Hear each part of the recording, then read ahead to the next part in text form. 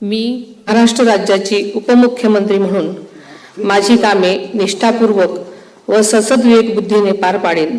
आणि संविधान व कायदा यानुसार सर्व तऱ्हेच्या लोकांना मी गांभीर्यपणे व निपक्षपातीपणे तसेच महत्वभाव किंवा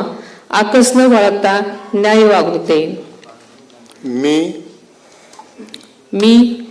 सुनेत्रा अजित पवार गांभीर्यपूर्वक प्रतिज्ञा करते की महाराष्ट्र राज्याची उपमुख्यमंत्री म्हणून माझ्या विचारार्थ येईल किंवा मला ज्ञात होईल अशी कोणतीही बाब अशी उपमुख्यमंत्री म्हणून माझी कामे पार पाडण्यासाठी आवश्यक असेल ते खेरीज करून एरवी मी कोणत्याही व्यक्तीला किंवा व्यक्तींना प्रत्यक्षपणे वा अप्रत्यक्षपणे कळवणार नाही किंवा त्याच्याकडे उघड करणार नाही.